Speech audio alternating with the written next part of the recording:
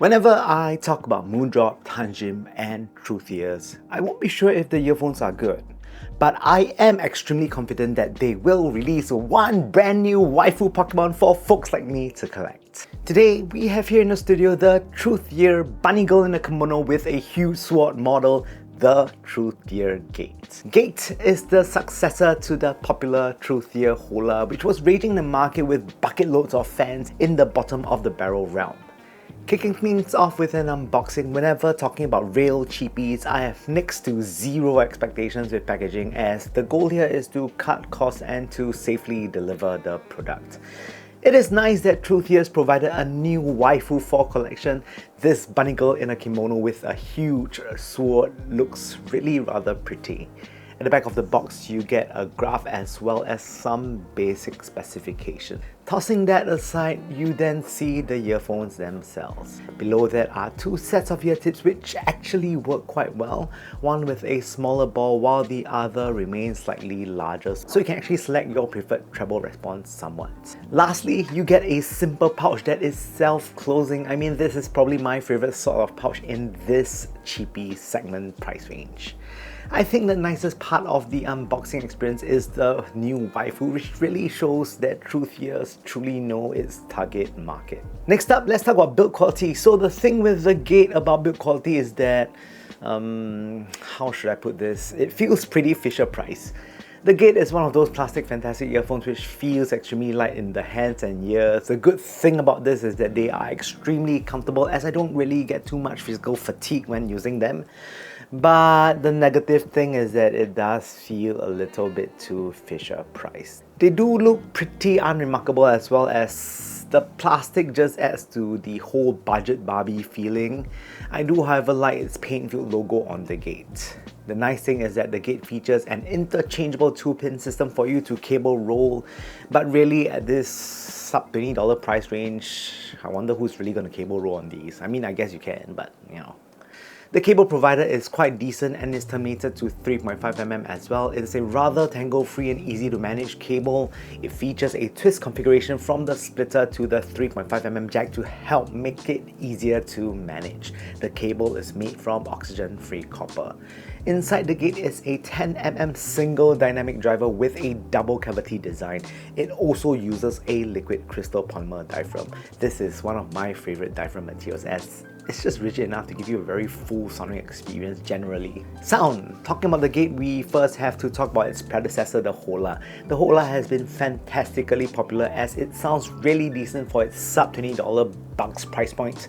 I remember it being constantly recommended during its time in all those Facebook groups.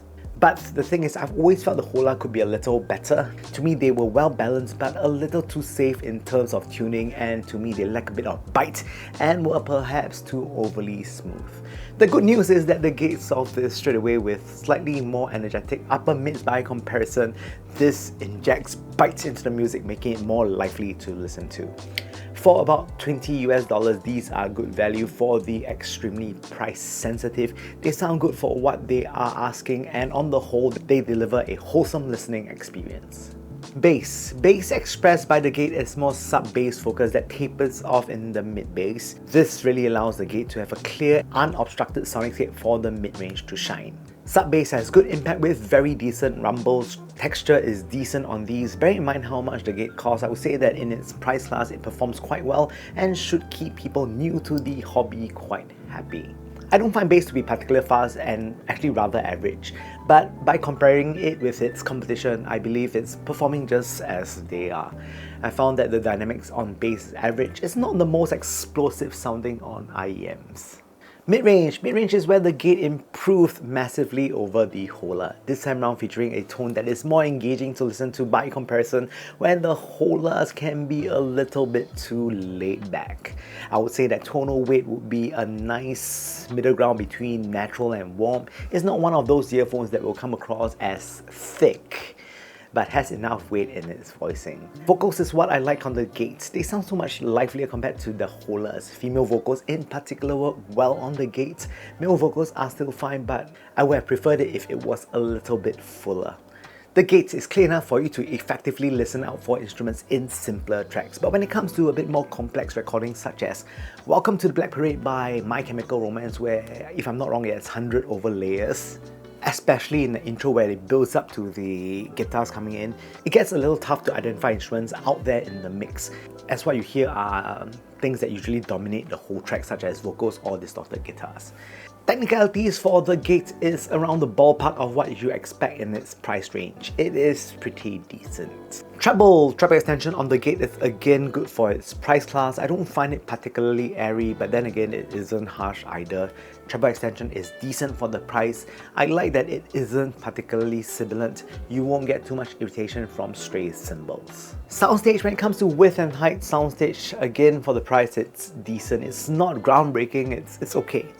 Depth and positioning is pretty accurate for a earphone in this category. This improvement is from the increased levels of upper mids, which would help with positioning. Depth-wise, I feel that it can be a little bit better, as it is probably due to the slight lack of dynamics on the gates. So next up, some comparisons. So firstly, of course, I must compare it to the TruthEar Hola.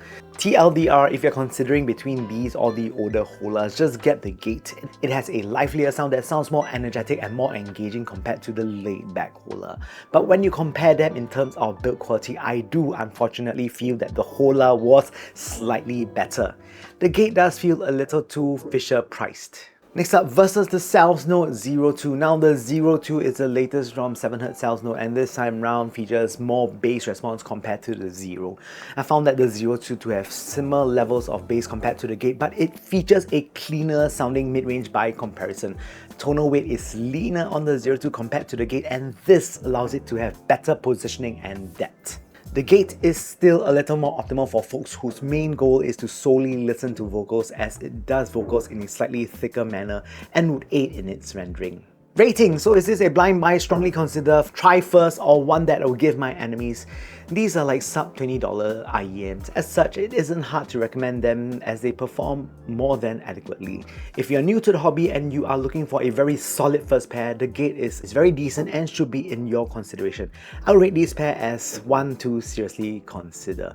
And finally, in conclusion, I think the gate is a very good entry point to the realm of IEMs, but if you have been playing around in the $20 segment for quite a while now, the gate is probably quite similar to what you have. Although it's an improvement, if you really want a true improvement, get something that is in a price class above. That is where things really start to get a lot better. I mean, for $20, I can't really complain much. It's okay.